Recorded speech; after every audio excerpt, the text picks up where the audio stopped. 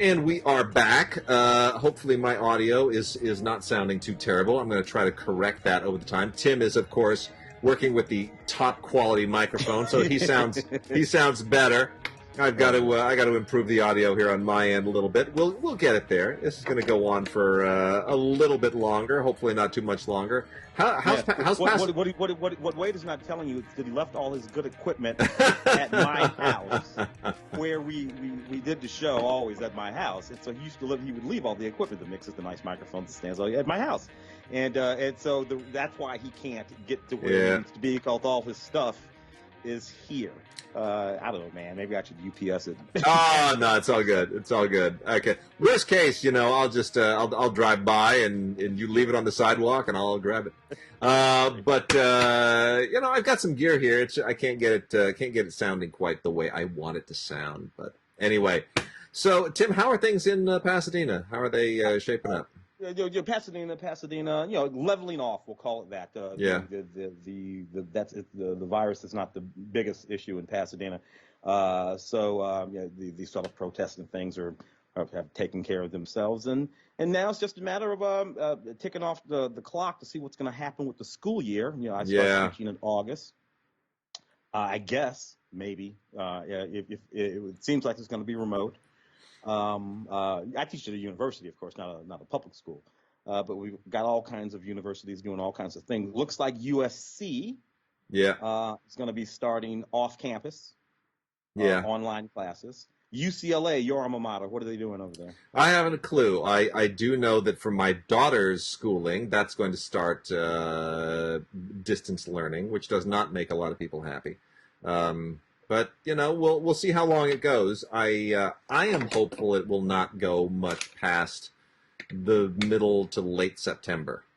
I think that's my hope is that's come October 1st. Because look, I'm telling you, if they don't get this kind of under control by Halloween, people are not going to stay in on Halloween. Well, I'm pleased that the talk about various different vaccines that are there. That's encouraging. That is encouraging. Yeah. I even applied to get myself into a trial for folks 56 and older. They rejected me. They said, "Brother, high blood pressure runs in your family, diabetes." So no, bro. Oh, dear. I gave it a go.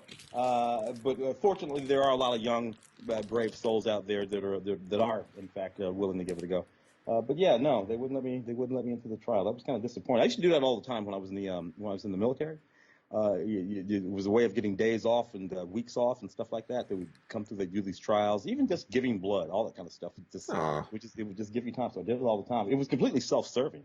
I wasn't being out there at all. I was totally self-serving.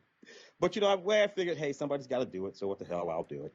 But it looks like they might possibly pull something off by the end of the year. It would be nice. It would be very astounding. Nice. It would be great. Astounding, and it would be another moment of science winning. Well, Oxford looks like just this morning the preliminary results from the vaccine trial at Oxford is phenomenal. Yeah, they're elated. No negative side effects, no negative repercussions, and it just kicks the immune system into overdrive. So the immune response, T cells building up. This is what vaccines are supposed to do. Yep. So we'll see, but that's what I'm leaning into. I'm leaning into that. The political side of it, whatever. I'm done with all the politics of it. Now I'm just watching the science, and let's see what we get going on. Yeah. When are we get some pandemic movies, man? I know who's got something going. I think Michael Bay has got something going. I'll tell you, though, I don't think anybody wants to see that. This week, I don't. I'll tell you, this week on Film Week, I watched a Film Week movie. I did not even know what to expect, just so everyone knows. When you do Film Week, you get a big old list of movies, and now it's just like a list of movies and a list of links, and you just check those suckers off. I'm not reading synopses. I don't know if it's a doc. I don't know what it is. For all I know, it could be pornography. I don't know. I don't care. Just give me my list. And saw this thing, Fisherman's Friends. Like, whatever. Fisherman's Friends. Go. Honestly, it was a delight. This is a Sam Goldwyn film. that is right in that British working class hero pocket that you get with the Full Monty and Brassed Off and Calendar Girls and Billy Elliot. It's one of those. Mm-hmm. It's the true story, or based on the true story, of a bunch of Cornish fishermen who a few years ago were pulled out of obscurity by a record exec, and they released an album of all of these old maritime shanties. And 10 guys who just sing this like, "Oh, off to sea," and they released an album, and it was one of the great. It was like the top selling folk album of all time. That's fantastic. Bunch of Cornish fishermen. It's fantastic. Anyway, it's a fun movie. It's a fun movie. It's a movie. It's not a doc. It's a movie. No, it's a movie. It's a romantic comedy, and it's great. And you got all these just wonderful, gritty, working class guys, and we've seen them all. You know all of these actors. They're all British and Irish actors, and they just have those. They're fishermen, man. It's great. It's just so much fun. So, Fisherman's Friends. We'll cover that on the podcast, I'm sure, in about 6 months. Yeah. Anyway, so we're going to start off. I'm going to roll through some PBS stuff. Got a ton of great PBS docs. This is really good pandemic viewing. I got to tell you, here's what I do with this stuff. If it's a narrative film, you feel like you have to make a commitment. If it's a PBS doc, like Remarkable Rabbits from Nature, I don't need to watch this pay full attention all the way through. It's got rabbits. It's about how many different types of rabbits there are in the world? Dozens and dozens, like over 100 different kinds of rabbits. It's crazy.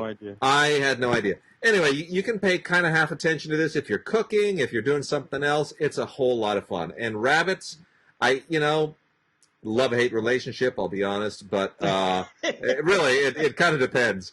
Like a friend of mine, she had a rabbit once. Big fat rabbit that just sat in its cage and just lay around all day long and just ate food. You do not dare pet that thing. It was about a 30-pound rabbit, and if you tried to pet it, it would bite you. Now you think, rabbits can't bite. Oh yeah? They can. Those teeth that gnaw through carrots? Yeah, that hurts. Yeah, that hurts. When you start thinking about rabbit stew. Yeah, exactly. So anyway, this is from the CBC, Canadian Broadcasting Corporation. They did this in conjunction with 13, WNET 13. And Installment of Nature, Remarkable Rabbits, more fun than I ever could possibly have imagined a documentary about rabbits. From Nova, The Truth About Fat. So this is kind of, we know a little bit about this. Fat was maligned for a long time, and then we discover, sugar is the enemy, not fat. So, but that said, fat is really, really interesting, how the body metabolizes it. There's a lot of really unusual stuff in this, and they go far and wide in terms of lifestyle choices and different kinds of people. Biggest Loser contestant is in here as well, and how fat is metabolized. Actually, very, very interesting, especially if you're one of those people that Nutrisystem says has gained 16 pounds during the pandemic. They said the average American has gained 16 pounds. Yeah. I have deliberately made sure that did not happen to me. Another installment of Nova, Cuba's Cancer Hope, and then an installment of Nature, Cuba's Wild Revolution. These go hand in hand. One is Nova, one is Nature. And actually quite interesting. The Nature installment, Cuba's Wild Revolution, is all about the remarkable wildlife that you have on Cuba that is actually kind of unique. It doesn't exist anywhere else in the world. It's not like the Galapagos Islands or anything, but it's quite interesting. And it talks specifically about how the unintended consequences of the embargo is that there has been no sort of economic contamination of the island by tourists and imports and exports that would necessarily. So as a result, even though the people are impoverished, nature has been thriving. So that's interesting. And then Cuba's Cancer Hope is basically addresses the therapies that they're doing in Cuba to address the cancer problem in Cuba. It's a huge problem in Cuba. Because they still smoke relentlessly. Relentlessly. It's a big industry there. Tobacco's like a giant part of the economy. So Anyway, there are, despite the fact that it is an impoverished nation and that they have absolutely horrible health care, they do have some advanced therapies, and there's some interesting stuff that they've been doing very specific to Cuba. Then we've got on the, I'll hold that off just for a second, Expedition with Steve Backshall, Season 1. So this is just travel stuff. Steve Backshall is a wonderful, wonderful host who takes you to all kinds of fascinating places. Oman, you go to Oman, you go to Greenland, you go to visit Mayan ruins in Mexico, you go to Bhutan, whitewater rafting in Bhutan. It's really fascinating. And Borneo. I mean, it's really, really very interesting. So I love travel shows. I think there's a lot of great stuff here. Fantastic photography. Expedition with Steve Backshall, Season 1. Let's see. Also got The Queen at War is great. This is from ITV in the UK and BBC Studios. They did a documentary on Queen Elizabeth during World War II, which is great. I'm sure not a lot of people, born subsequent to probably even the 1970s are that familiar with what Queen Elizabeth did. My mother would talk about it all the time, which is that when King George VI said, "We're going to war," Queen Elizabeth said, "I'm going to work." And, she went to work and working on airplanes and everything else. And it's pretty great. I mean, she was, this is why she's such a beloved queen, is that she really put in her time during the war. So this is all about that great archival footage. It's fantastic. The true story of Queen Elizabeth's experiences in World War II. A fantastic hour-long documentary, The Queen at War. From American Experience is Mr. Tornado, which is the story of Ted Fujita, who is who did the most extensive study of aerial tornado activity in history to try and figure out how basically you could save lives ultimately by predicting it, managing it, whatever. So anyway, this is the extraordinary story of his efforts. It's an American Experience documentary.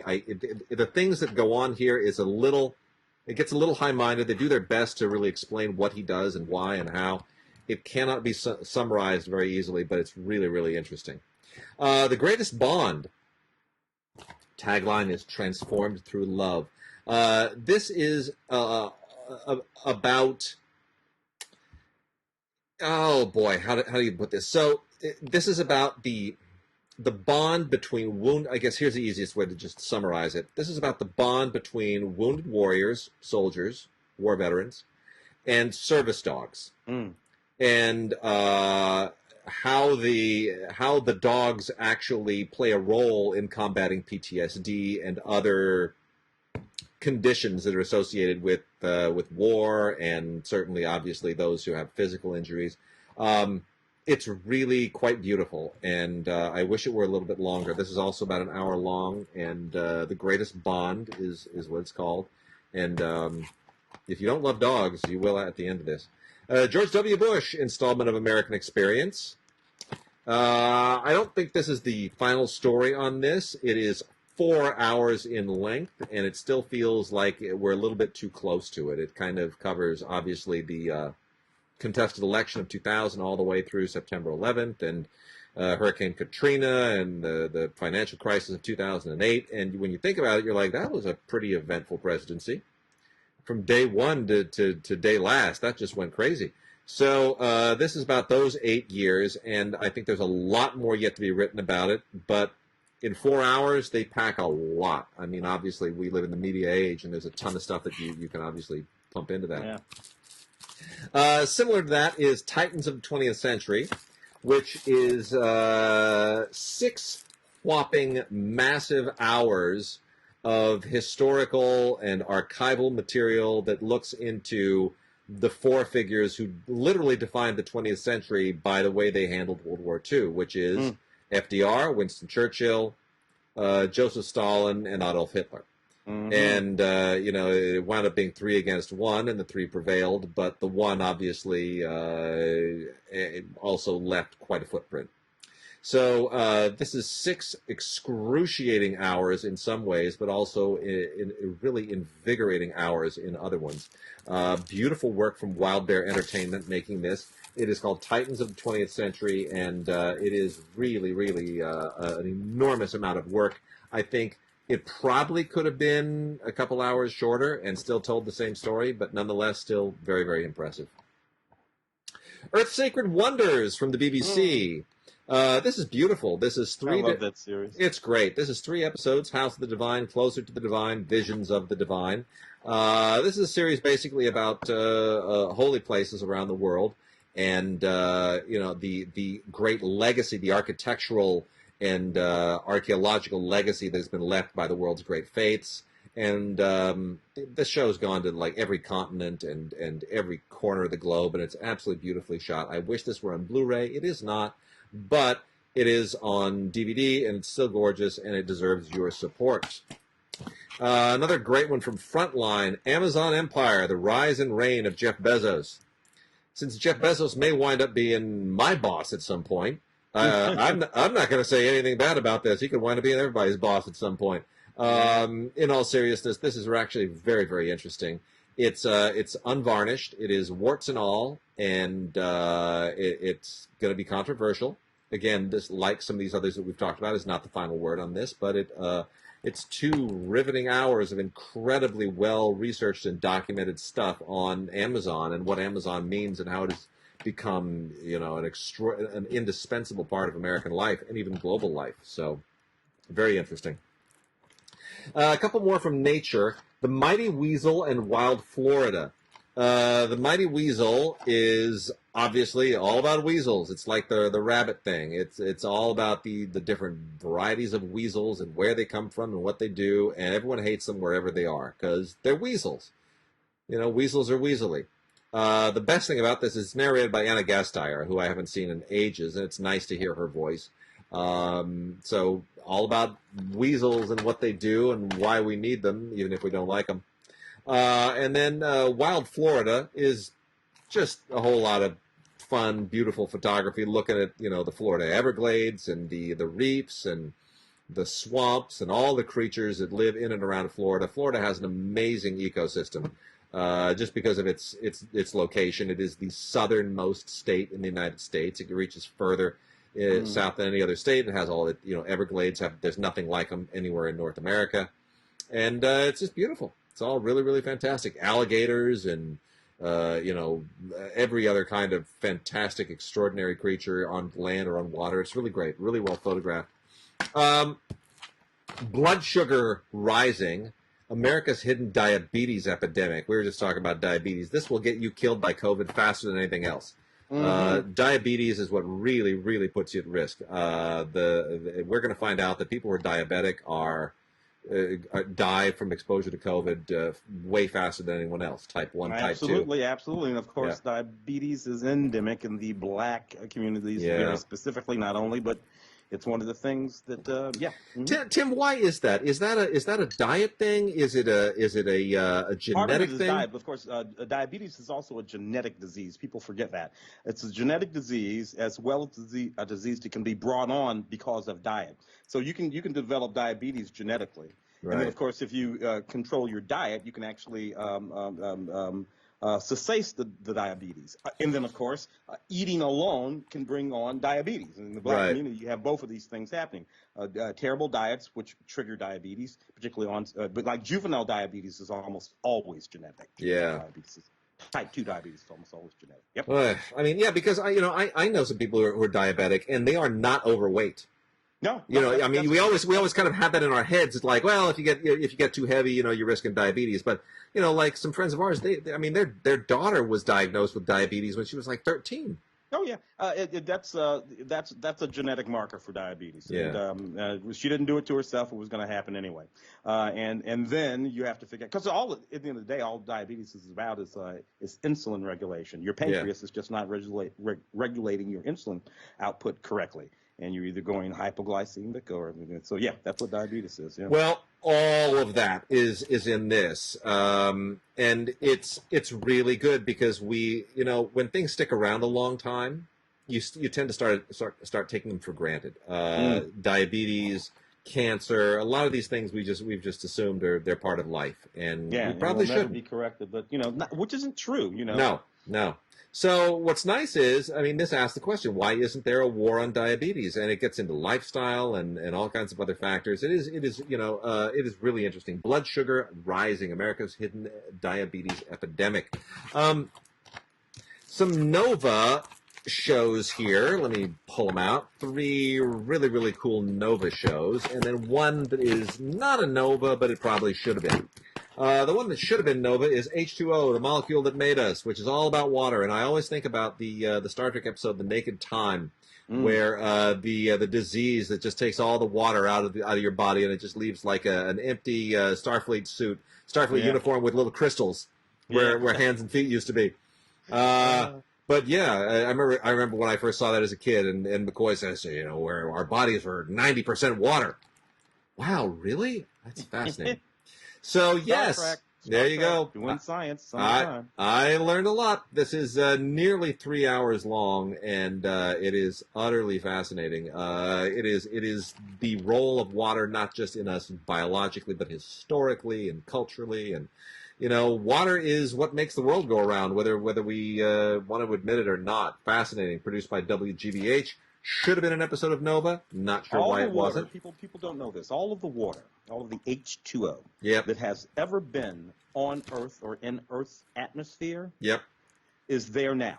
We do not create more water, and when water goes away from a place, it just goes someplace else. So no water ever leaves Earth's atmosphere. Correct. So all the water that there ever has been is how much water there is. You can't make any more.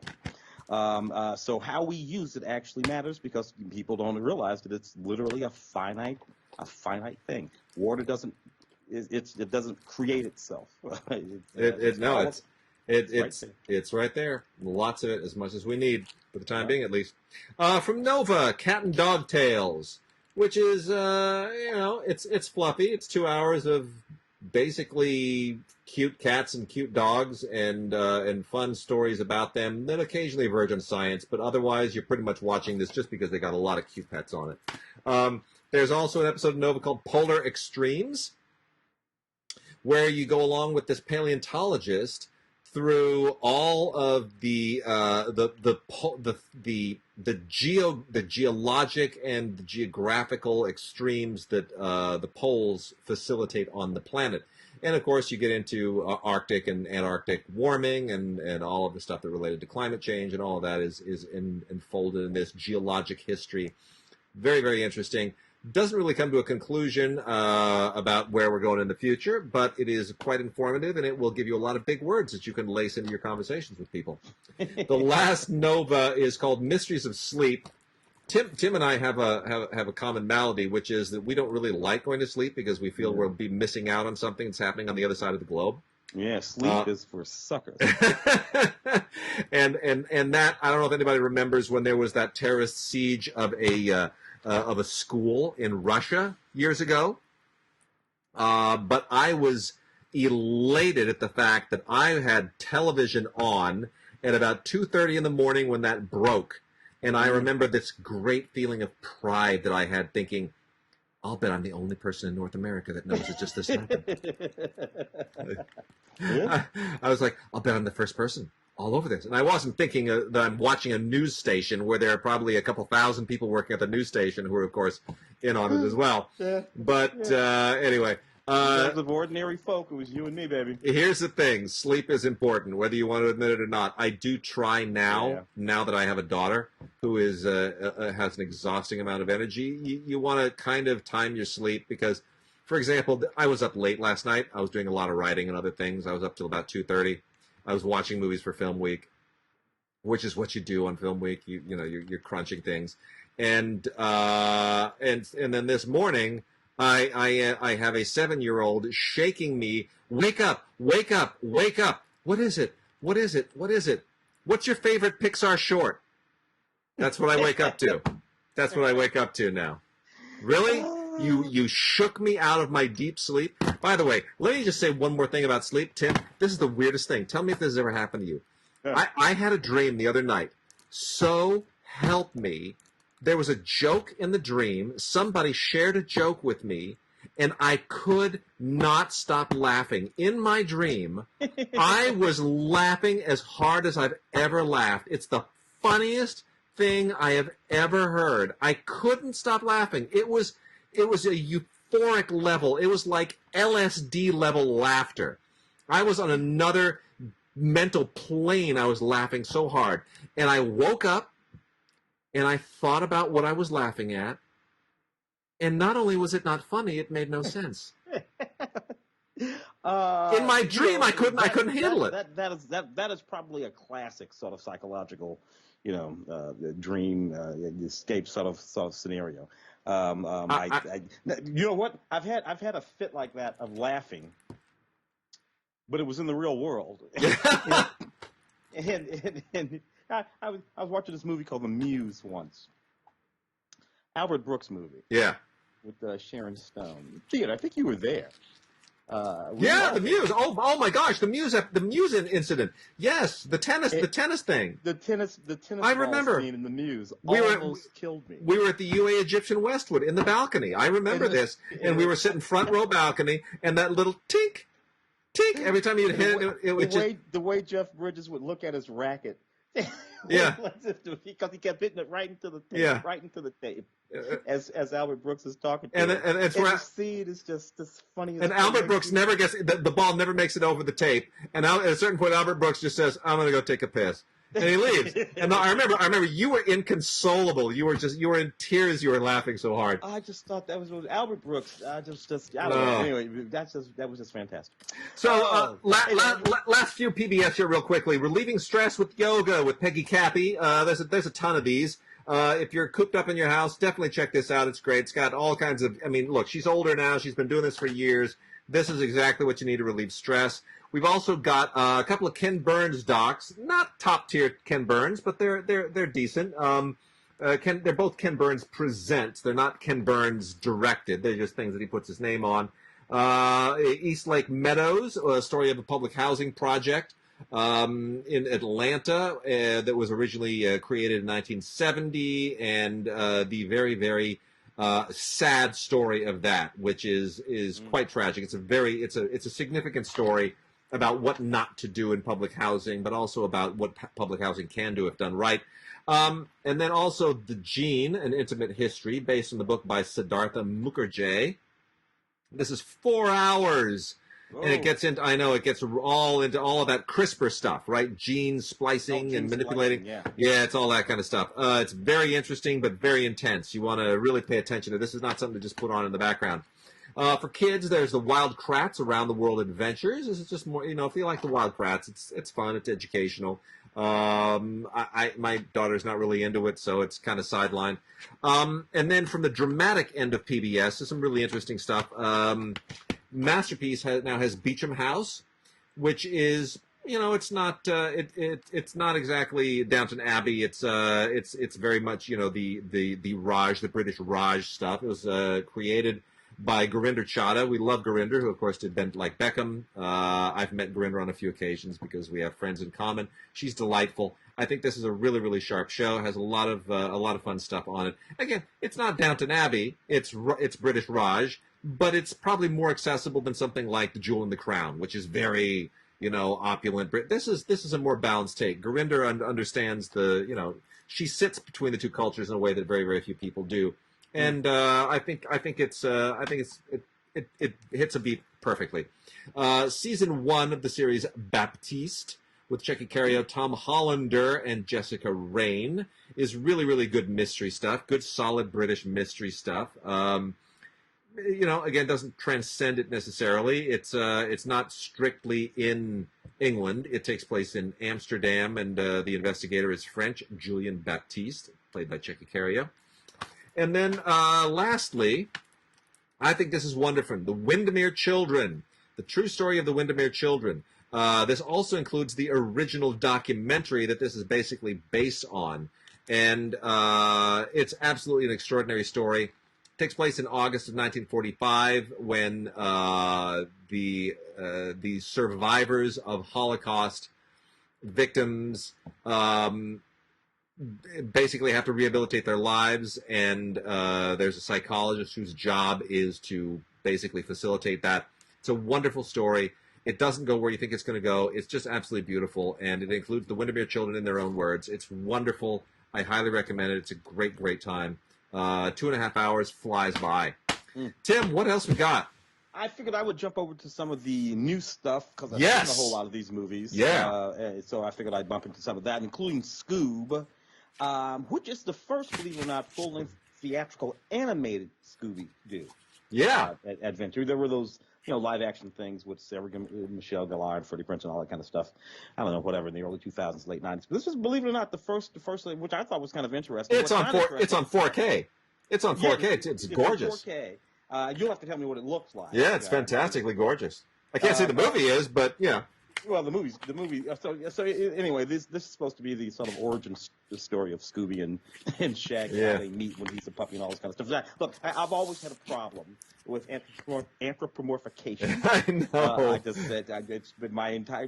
But look, if you are gonna do a talking dog, just let the dog talk, for Christ's sake. What's this sort of mumble mouth crap that Scooby-Doo is doing? In any case, the thing about this little movie is that they don't do any of the things that ordinarily happen in a Scooby-Doo story because they're really busy, engaging in this whole sort of origin story thing. So it's not that much fun, and then there's a ghost and all this kind of stuff, except that it's actually a ghost. And in the Scooby-Doo stories, it was never actually a ghost.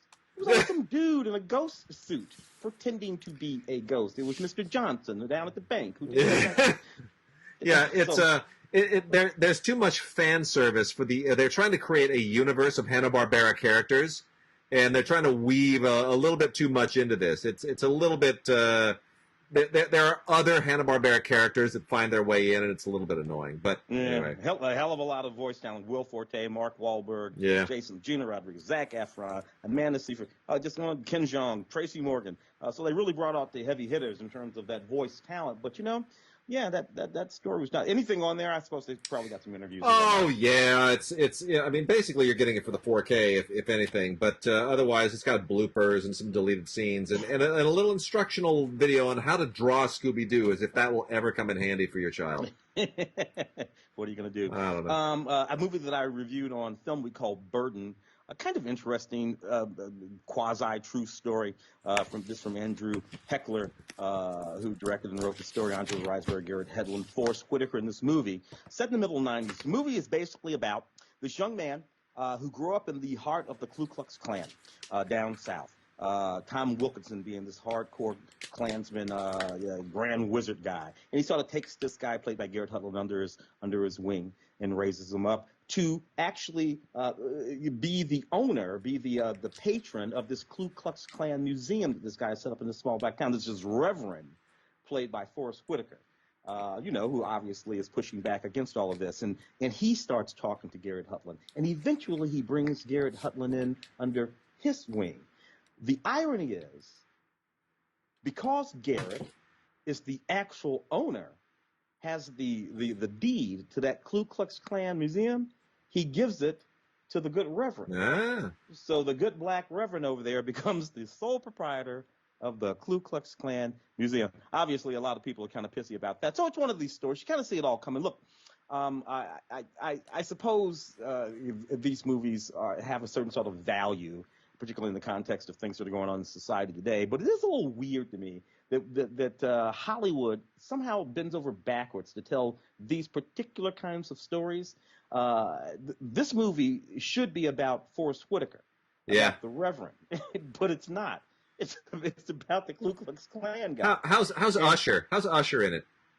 Usher's actually pretty good in a straight dramatic role. Yeah. That he's playing this guy who's sort of can sort of see this guy for what he thinks he might be, as he's involved with the Reverend's good daughter there. So, not bad. And again, not a bad movie. It's just that if you're going to make this movie, choosing for exactly who the movie should be about, you chose the wrong guy to make the movie about. Anything decent on that? A featurette and nothing else. Yeah, That's it. good enough. Yeah. Maybe explain it all a little bit, I suppose. Um, Stray Dolls was a movie that I had a chance to review on Film Week as well. You know what? This movie was kind of okay. I cannot pronounce the director's name. She's a young Indian director, Shojul Sinha, I think is her name. Yeah, I'm not gonna risk that one, but yeah. It's in there someplace. Olivia DeJonge, Cynthia Nixon Yeah. in the movie. Basically, the movie's about this young Indian woman is brought to the United States illegally. She goes to work in this motel where she meets Cynthia Nixon, who's playing this real sort of Russian mob type chick, really doing the accent and everything. And what this really is, of course, is one of those situations of where she's basically being brought into a sort of slavery situation. We're going to take care of you. You're going to work in the hotel. You're going to do what we tell you to do, including some things you may or may not want to do, but you're going to be paying off your debt. And if you don't do it, then we're going to do something bad to your people back in India. And she has this roommate who's this like sassy chick who's knows all the moves and all the right stuff, and they decide to rob Cynthia Nixon's son. Uh-oh. Drug dealer. And exactly. So you end up with this sort of quasi Thelma and Louise-ish sort of movie. Where they're on the run and they're dealing with all these bad guys and they're getting tougher and smarter and more willing to pull that trigger as the movie goes along. As a thriller, it sort of works. I rather like it. I don't, I know who Olivia DeJonge is and Cynthia Nixon, but most of these actors, particularly the young woman from India, I did not know, and they were really, really good, and I kind of bought into the storyline a little bit there. So, Stray Dolls, rather enjoyed that. Anything useful? Not really. There's like bonus trailers and nothing else. It's pretty thin. I want to make a quick shout out for the 4K Ultra HD release of Mortal Kombat Legends: Scorpion's Revenge. Now, the mythology of Mortal Kombat, I am not well versed in. This is animated. It is part of. They're trying to obviously do a little Warner animation twist to the Mortal Kombat world, like they did to the DC world. They're trying to create a new animated universe, the Mortal Kombat animated universe. Nothing in this makes sense. I got confused about 10 minutes in. People are like turning into other people in their different realms, and it's very like the mythology makes some anime look easy. This is just really dense, and I kind of completely lost it. So just tried to focus on the animation and the fighting, which is formidable. The writing, totally confusing, makes no sense. I can't wrap myself around, so I can't imagine any kids would. But you know what? Some really great 4K work here. I mean, the color and the shading and everything, and for an animated movie, they elevated it. So the animation, and especially in 4K, looks great. This movie, tell me if you think this movie at some point, I don't know, in the last decade, we'll call it a decade, would have been a theatrical releasable movie, because it just seems to me. So this is a movie. The movie's called Endings Beginnings, 2019 film. Right now, this movie is Shailene Woodley, Jamie Dornan, Sebastian Stan. You go down a little bit forward, you're going to get Wendy Malick, you're going to get Kara Sedgwick. This It's a great X cast. number of years is a straight up theatrically releasable movie. Yeah. And not that it's like some great film or anything. Basically, it's about Shailene. She falls in love with these two boys and is trying to figure out which one she wants to be with. But as a theme, certainly in the middle '90s to early 2000s, with a cast like that would have been a theatrically releasable movie, which I don't know, kind of blows me away. Yep. Such a movie now, maybe not so much. Proximity, interesting little sci-fi movie.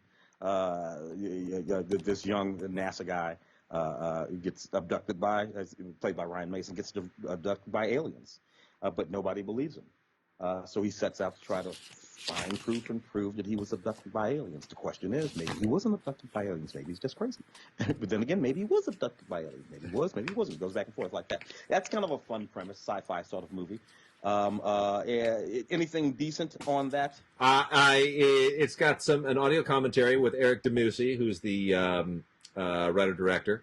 And then some outtakes and a featurette. I got to say, I was shocked at how much I kind of enjoyed the cheesiness of this, because it's low budget, but it is a throwback to the old alien abduction stuff from the 50s, 60s a little bit, and kind of done with a little bit of 80s cheese. And I thought they actually kind of pulled it off. I thought there was with very little money, I really kind of enjoyed this. I got to be honest. So there's nobody in it, but I thought it was fun.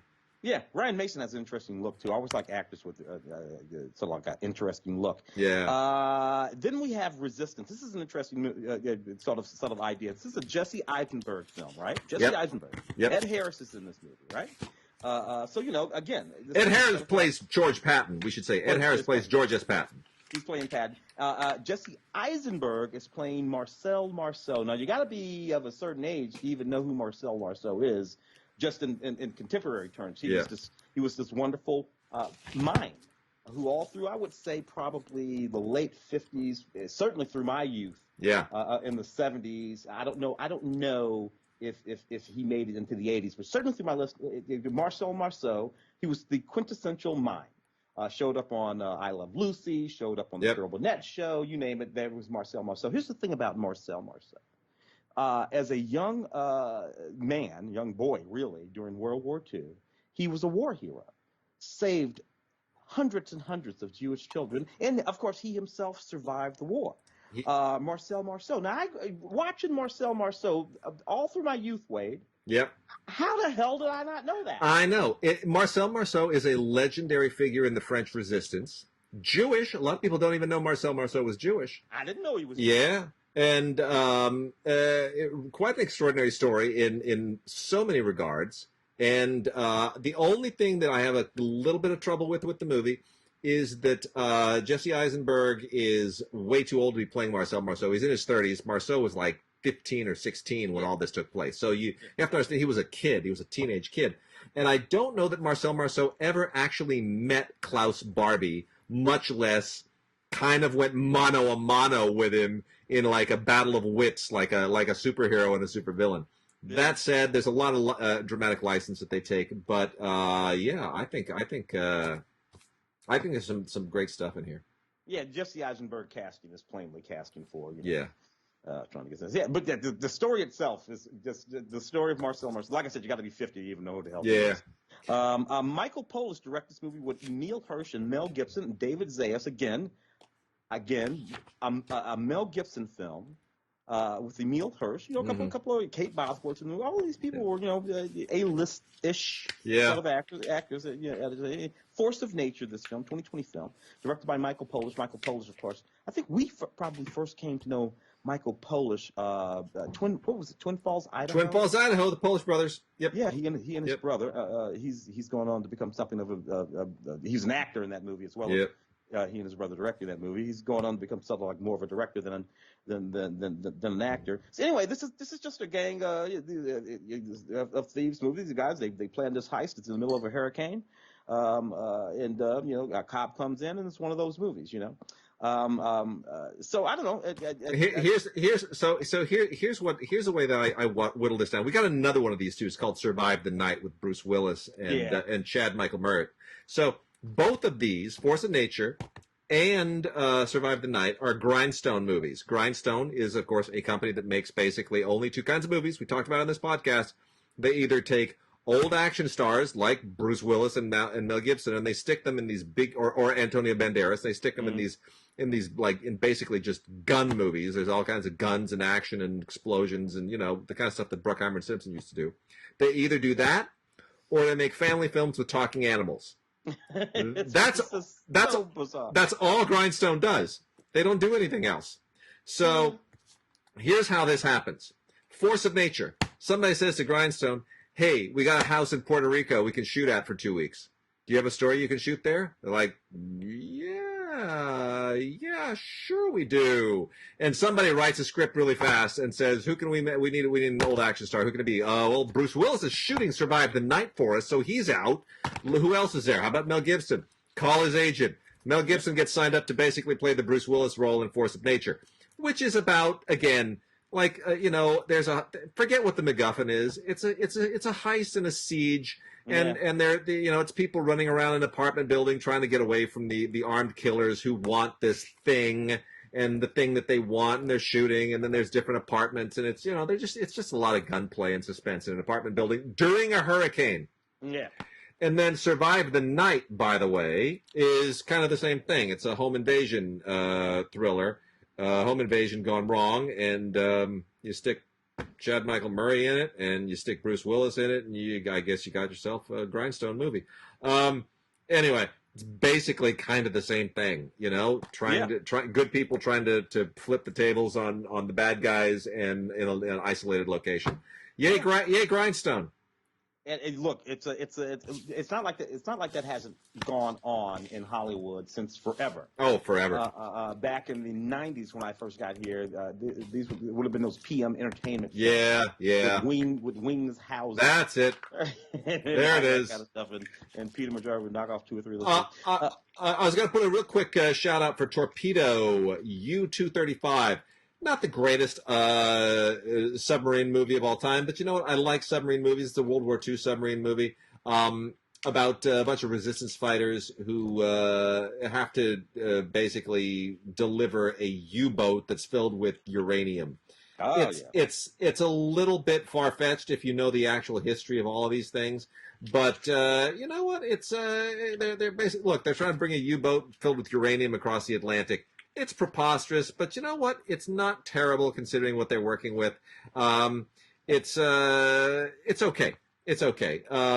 So you might want to give that a look. It's an interesting thing to look at now that you have Greyhound with Tom Hanks on Apple Plus, which is of course based on the actual Greyhound event of a convoy that was attacked by U-boats at a certain point during World War II. So there's an interesting little contrast between the two. So give it a look. It's foreign made. This is a Dutch movie, but as far as little World War II naval action things go, if you're watching Greyhound, chase it up with Torpedo U-235. Sounds like a good combo there. Yeah. St. Francis was the movie that I also saw for the show. Sort of an interesting little movie. It's about this 30-something young woman who finds herself knocked up by a younger man. She wants to be a writer, but she really hasn't done anything to actually become a writer. She's sort of just cynical and she gets a job as a nanny, and she's a terrible, terrible nanny. But she does strike up something of a relationship with a little 6-year-old who she's in charge of, who's just one of those sort of precocious, way brighter than any 6-year-old actually ever is, obstinate little kids who has pearls of wisdom for this much older than her anyway, a young woman, about how she needs to get her life together. So it's just one of those sort of movies. It's all made up and kind of goofy. Nobody's particularly in it. Kelly O'Sullivan plays the lead in it. It is, nevertheless, because of her charm and wry wit, kind of a funny little movie about absolutely nothing. Anything decent on that?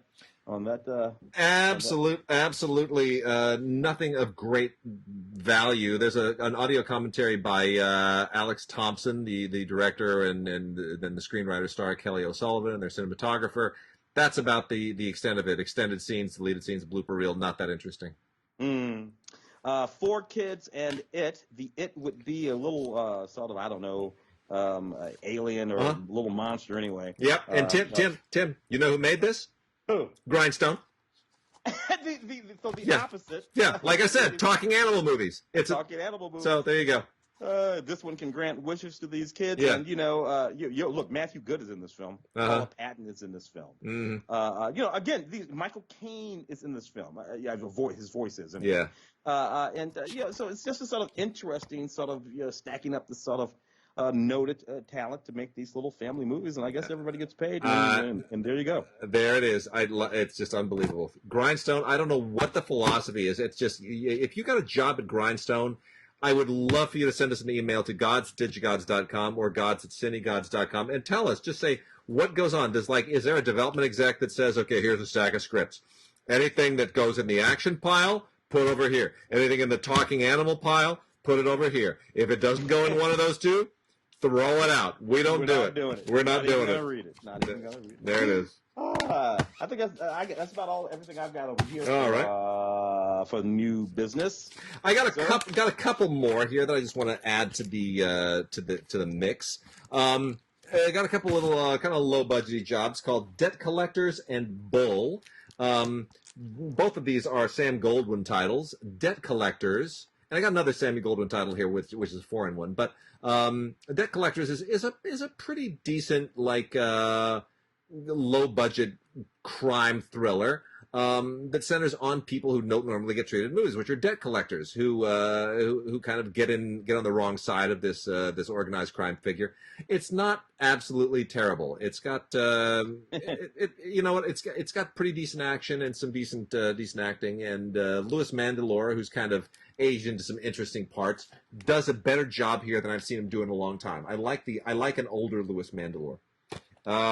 Bull is a really, really interesting film. So this is all about in Texas, this whole circuit where I remember I saw this with the show. Right, Interesting. It's that whole kind of urban bullfighting. Well, not even urban, really. It's kind of like a suburban bullfight, or not bullfighting.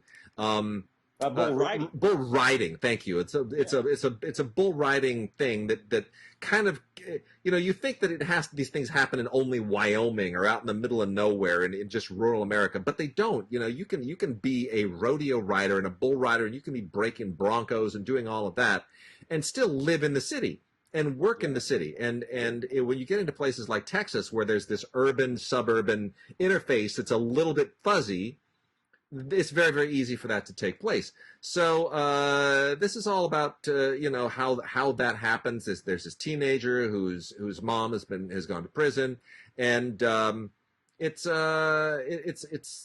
getting involved in the rodeo circuit, and how that sort of is an outlet for troubled youths and whatnot. It's got a lot of good stuff in it. Check it out. It's called Bull, and I'm not a big rodeo fan, but there's some really, really good photography in this and that. And then the last one I'm going to make mention here is Attraction 2, Invasion. I never saw Attraction 1. I didn't even know there was an Attraction 1. But apparently there was.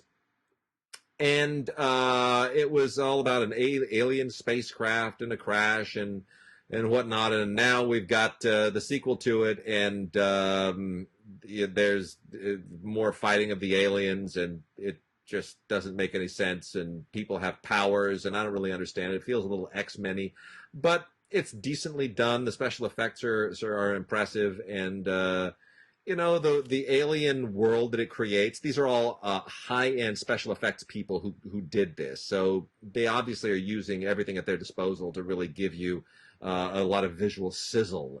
So don't expect the screenplay to make a whole lot of sense. It definitely doesn't, but these guys have a lot of special effects, firepower at their disposal, and they really they give it to you. They really lay into it. So let's see. Why don't we, in the few minutes that we have left, Tim, let me. I want to touch on some music, and then maybe we can get to some classic movies and stuff.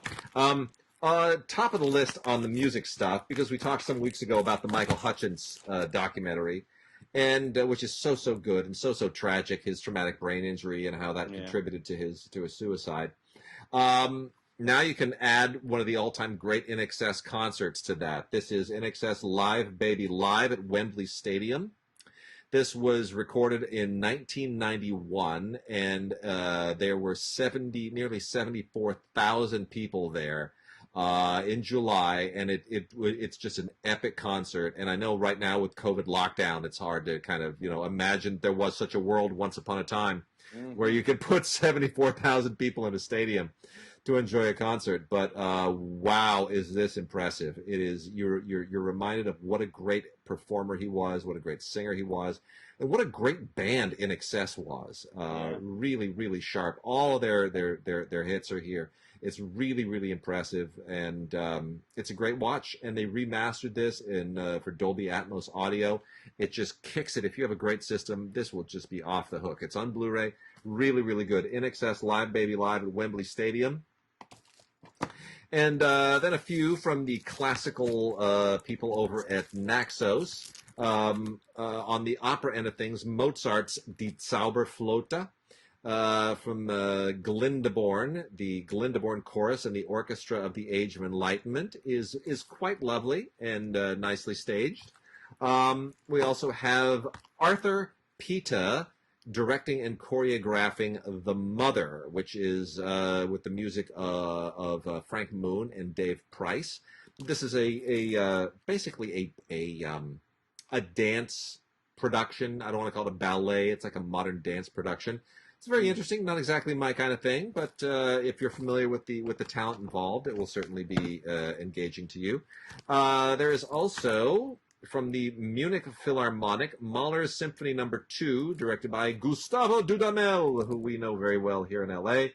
Really wonderful. Mahler's Resurrection Symphony is a powerhouse. A lot of people hate it. I have friends who perform in orchestras who can't stand performing it, but you know what? Too bad. It is what it is. It's your job. Don't like it? Do it. Perform it anyway. Thomas Larcher's Das Jagdgewehr, The Hunting Gun, based on the novel by Yasushi Inoue. This is a really interesting staging. I mean, you're talking about, basically East-West, a Japanese novelist and a Western production. Very nicely put together. Not necessarily my speed, but it's got songs sung in German and English and Korean and Japanese. It's a real kind of interesting global production. Speaking of Korean, the extraordinary Yo-Yo Ma and the Bach Project Cello Suites by Johann Sebastian Bach from the Odeon of Herodotus Atticus in Athens. Beautifully, beautifully photographed. Right out there in all this classic Athenian ruins. Yo-Yo Ma just going through the cello suites of Bach. It's really beautiful to listen to and to look at. This was done just a year ago in June of 2019. Live in Athens. It's absolutely gorgeous. All of that is on Blu-ray. The last two here are only on DVD. Beethoven's Ninth Symphony for the World. This is a documentary all about Beethoven's Ninth, and it goes all over the world to sort of tell you the story of how it has been performed and why people care and how it just resonates in every culture around the world, from Asia to Africa to South America to North America and Europe. The world loves this symphony, and this goes to great lengths to try to figure out why that is. And then lastly is Stravinsky's The Rake's Progress, conducted by Barbara Hannigan, and for the Gothenburg Symphony Orchestra. This is a documentary, more than a performance. It is about it's about how the Rake's Progress was put together, how Barbara Hannigan tackled her debut as an opera conductor, and it takes you all the way through the creative process in a really, really almost excruciating way. It's exhausting. It will make you never want to go into classical music for a career because it just requires so much work and rehearsal and trial and error. It is just an absolutely hellacious process, but the payoff is wonderful. So, if you make the cut, it sure is. All right, let's see. Why don't we, in the little time that we got about 15 minutes left, talk about some classic movies, I guess. Should we hit these Criterions? Sure, let's do that. Let's do the Criterions. So the first one here is come and see the extraordinary Elem Klimov war film, or anti-war film, from 1985. This is basically a Russian film, but it's in Belarusian, Russian, and German. And it's 2.5 hours of just some of the best filmmaking you will ever see. Klimov didn't really make any other films that rose to this level. It was extremely restricted by the Soviet censors at the time. It took him 7 years to even get the script approved, and it is just an absolutely indelible film. Has a ton of extras on it. It is on Blu-ray, of course. All the Criterions are on Blu-ray. What an amazing film this is. And then it also has Flaming Memory, which is a documentary series by Victor Dashuk, which has all kinds of first-hand accounts of from World War II of what happened in Belarus in what is depicted in this film. Really great. Come and See by Elem Klimov, one of the great all-time war films. You've got to own it. Yeah. Tim, War of the Worlds. Let's talk for a second about War of the Worlds. Which War of the Worlds are they touting here? The original 1953 War of the Worlds. Gene Barry. Yeah. This is I have not seen this since I was a kid. Oh, I've seen it many times. It's actually my, other than the Orson Welles radio program, it's my favorite incarnation of the War of the Worlds, including that Spielberg thing. Yeah. I don't even know why they call that War of the Worlds. This would be my favorite one. The thing that I love most about this is the way it's sort of all laid out, but ultimately when the Martians arrive. Yeah. Those big sort of, I don't know if that was Technicolor or what, but with the color, the red, blue, green with the eye and Yeah. all that stuff, was just absolutely extraordinary. And Ripping. what I really love is Gene Barry's voice narration So good, right? over the arc of that movie. It's just all fantastic. Yeah, War of the Worlds, it holds up shockingly well. I mean, I remember thinking it was a little cheesy at the time, but somehow it's sort of, it's aged well, and I'm glad to see there's a Criterion Blu-ray of it. This thing's loaded with extras. Tons and tons of stuff on the special effects and the sound effects. There's an interview with George Powell, the producer from 1970. There's a 2005 documentary about the making of the film. It's really, really wonderful.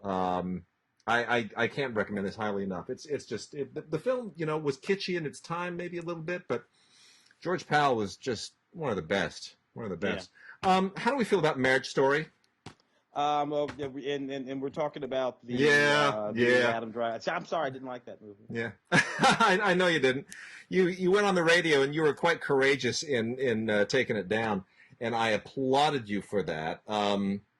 I kind of still feel like this is Noah Baumbach doing his version of Kramer versus Kramer, and kind of missing the whole point of it. That it's about that Kramer versus Kramer is not about the two of them; it's about the kid. Yeah. In this movie about these two whiny. they're theater people. They're theater people. It just makes it all so much worse. They're whiny New York theater people. Yeah. I know this got a lot of acclaim, and I understand that there's a whole. It's his experience, and it was all about his divorce. And every movie he's ever made, from The Squid and the Whale, Kicking and Screaming. Yeah, every movie he's ever made has just been some little episode from his actual life. And the irritating thing is, he really has. You wouldn't know it from the dialogue, but there's so little actual introspection. I know. On the part of Noah, it sounds like he's introspective, but he's not remote. No. Which is why you have all these whiny people living in these worlds, these rarefied worlds, where even a divorce becomes this sort of wacky sitcom kind of thing. It's so good. Anyway, not a big fan. Lots of extras on here too. We're not fans, but it is. It just did go straight to Criterion, so you got to applaud him for that. The Lady Eve by Preston Sturges has been on Criterion before. It is on Blu-ray now from Criterion. Has all the same great extras and more. It is just absolutely wonderful. Preston Sturges can do no wrong. One of the all-time greats. This is a delightful film. Henry Fonda and Barbara Stanwyck at their level best. It is one of the great all-time screwball comedies. There's just no reason to even mince words. 94 minutes blows by. You wonder why any movie would ever need to be longer than 94 minutes. It's just absolutely perfect. Yeah. And I particularly love this conversation that they have with Preston Sturges' biographer and his son and biographer, Tom Sturges, along with Peter Bogdanovich, James L. Brooks, and Ron Shelton. And it also includes Kenneth Turan and Leonard Maltin, our good colleagues, who are a part of it. By the way, if my speech is a little slurred, I should be honest. I should have taken them out. I'm doing Invisalign as long as I'm quarantined. So I've got, I did those for about 2 or 3 years, about 10 years ago. Yeah. They worked. Yeah. But they did make me sound ridiculous on television. I do need to remove these when I do shows in the future. But in any case, as long as I'm cooped up in my house, I might as well get my teeth straight. Figure, why not, But anyway, The Lady Eve, just absolutely beautiful. And then the last Criterion is Taste of Cherry by the late Abbas Kiarostami. Abbas Kiarostami, who I think we lost a couple of years ago. We did. It was about a year and a half ago, I think it was. Year before last. But such a beautiful film, one of the seminal films of the Iranian New Wave from 1997, and this comes from a 4K digital restoration, and it has a kind of the original sketch film in it that he made with his son, along with interviews, and it's absolutely beautiful. One of the that moment when Iranian films were all poetic and commenting on things that they shouldn't have been commenting on, and the censors, of course, didn't necessarily realize it. This deals with suicide and all kinds of other taboo subjects that find their way into the film, just because he was the artist that he was. It's beautiful. It's a wonderful film, beautifully shot, Yeah. Great He managed. Blu-ray. He managed to do good work for nearly 20 years. Like I said, we lost him a couple of years ago. But he certified copy, like Someone in Love. I mean, these later period films of his Yeah. continued. He just really never. Anyway, yeah, man, fantastic work. We also have from the F.W. Murnau collection. Kino has released 5 films from the F.W. Murnau collection. Again, these are not all Murnau films; they are simply from the Murnau collection, from the German society, the Murnau Society, that basically cares for and restores these films. They include Murnau's own Tartuffe with Emil Jannings, which is one of his legendary great films. Has a terrific commentary by film historian Troy Howarth on it. And this has both the restored German release with the Robert Israel score, as well as the U.S. release with the music by Giuseppe Becche. So they're substantially different. There's a 6-minute difference between the two, but they're also different cuts. So you get both of them on this for those who might have been concerned otherwise. You get Leni Riefenstahl in The Great Leap. This is not a Leni Riefenstahl directed film. This is Leni Riefenstahl doing her mountain climbing, mountaineering stuff, right? She was quite the actress, particularly quite the adventure actress. She did all her own stunts. She did.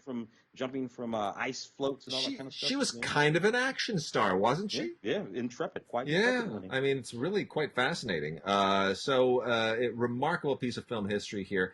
Directed by Arnold Fanck, F-A-N-C-K. This was made in 1927. You may have feelings about Leni that don't allow you to sort of see her in a movie, but you should, because it's film history. She's no D.W. Griffith. Jodie Foster was going to play her once. She was. Yeah. I'm sorry she didn't. I think she chickened out. Took a lot of heat. Yeah. Yeah. We also have G.W. Pabst's movie, The Love of Jeanne Ney, which is another one of the great German expressionist films of the period. This was also made in 1927, same year as The Great Leap with Leni Riefenstahl. This has a commentary by Eddie von Mueller and the dual release thing, the German release version with a different score from the U.S. release version with a different score as well. The Lives of Jeanne Ney is really one of the great epics of the period. It is it's just a superb movie. It's not an epic length, but it is sort of an epic scale to this thing. All of it sort of looking at Weimar cinema in a much more critical way that a lot of films of the period wouldn't do. Der Golem, or The Golem, is the kind of the original expressionist monster movie. This was made in 1920. And this is a tinted version, the color tinted version, restored beautifully, creepy as can be. The tint just makes it absolutely haunting. If you don't know the story of the Golem, it's sort of an ancient Jewish Frankenstein story, and it really is it's haunting. It'll just get under your skin, and I'm surprised that they haven't really done another version of this in more recent years. And then lastly, the original, very famous Reinhold Schunzel-directed musical Victor and Victoria from the UFA Studios in 1933. This is a sound film, which of course inspired Victor Victoria. What a terrific, wild and woolly movie this is. One of the last Weimar cinema films before the Nazis put an end to this kind of filmmaking. So it really is kind of a transitional movie. It's really extraordinary. Was not substantially seen in the United States till years later, and it inspired the 1982 film from Blake Edwards. So this has an audio commentary from film historian Galen Studlar, and it is absolutely terrific. You definitely want to listen to that entire audio commentary. It's great. Tim, anything else here that floats your fancy that we haven't gotten to? I think that we touched on just about everything within that realm. I did see over in the docs though that you had Tea with Dames. Yeah. Oh, let's do let's cover a couple of those docs. Tea with Dames. Tea with Dames. Roger Michel. It's a documentary. The Dames are Dame Judi Dench, Eileen Atkins, Joan Plowright, and Maggie Smith. And what I love about this movie, and it's literally I think they go to Joan's house. I think they all show up at Joan's house. Yeah. Joan is the eldest of the group, and the other ones are a little bit more mobile. So they show up there, and they have tea outside, inside, and they talk. They just chat. And they do this all the time. They've done this for years. For years. What I love most about the film, how utterly and completely foul-mouthed everyone is. Oh my God, they're so blue. It's just ridiculous and cutting. Yeah. And they talk about their marriages. They talk about the affairs they had, the affairs that their husbands had, all of it. They really just have nothing to hold back or to hide anymore. And frankly, I don't think that you would have gotten that sort of frankness, that sort of directness out of the equivalent of British cinema men. No, you wouldn't get it. They'd all be boasting and braggarts.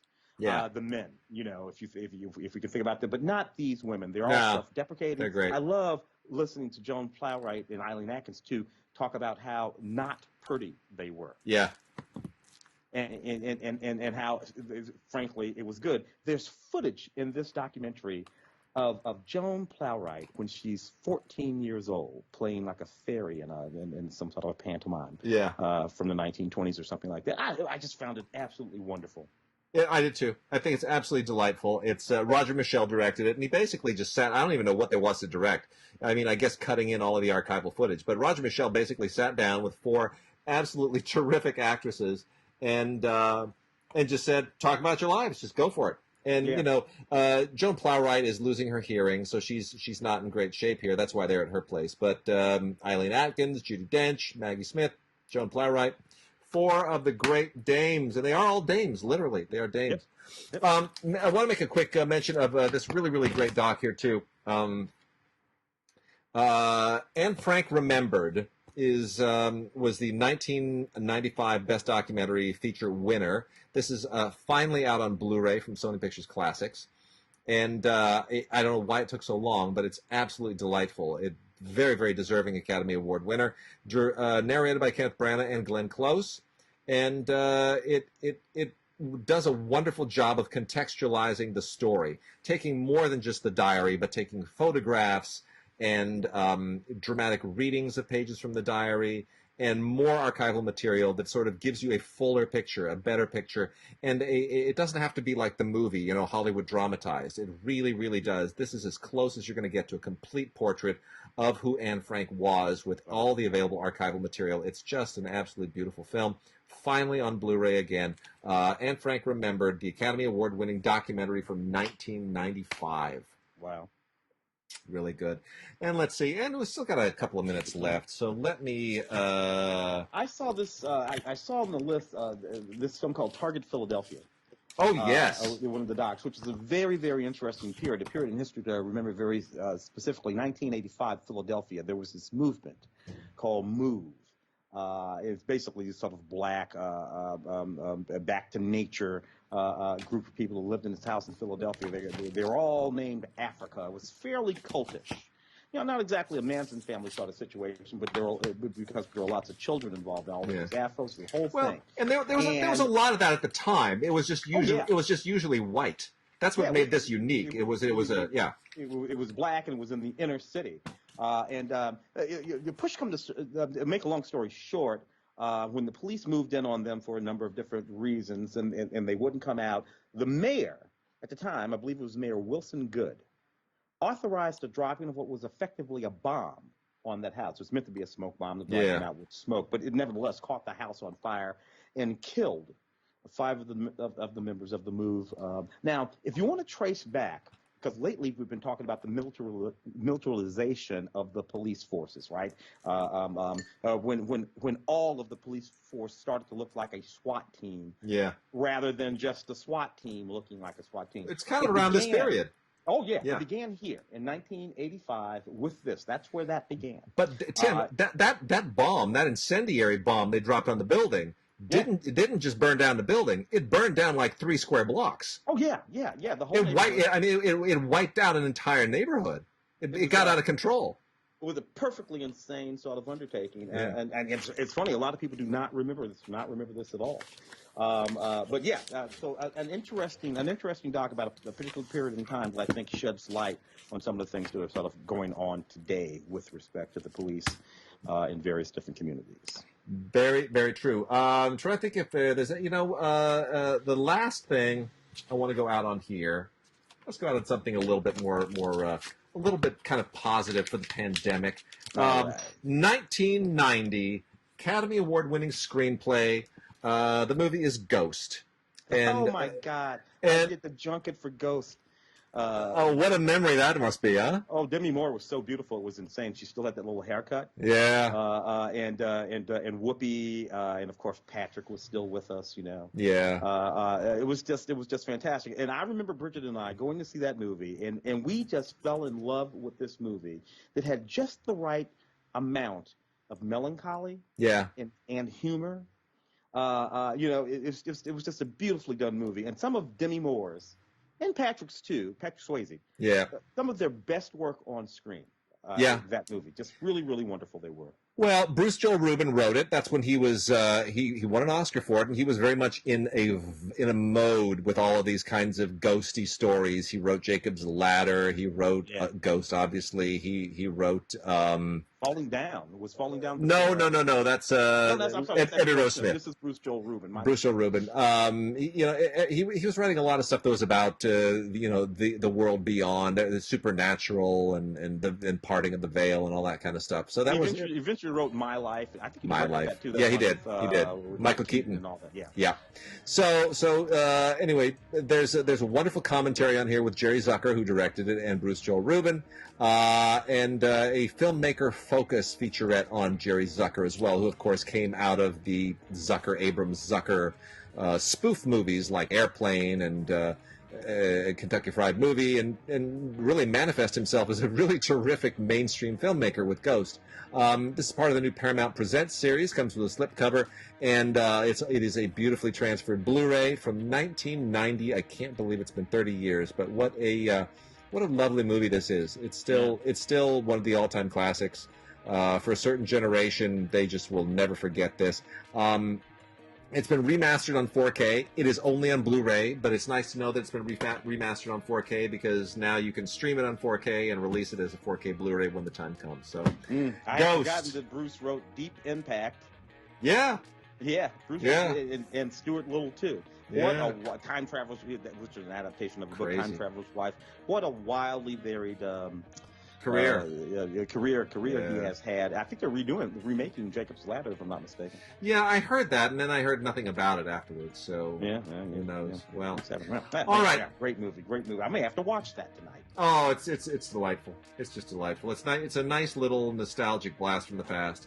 So I'm going to get back to my my film week cramming. I've got a lot still to watch, including the movie Animal Crackers, which, by the way, was produced by our good friends George and Marcus. So that drops on Netflix this Friday. My wife and Christy. Yeah, my wife had a hand in delivering it to Netflix as well. So keep an eye out for that. And with that, we will. I think we'll try to do another show in about a week and a half or so. And till then, stay safe. Wear your mask when you go out, and be considerate of your neighbors. And let's see if we can all get through this thing sooner rather than later. Yeah.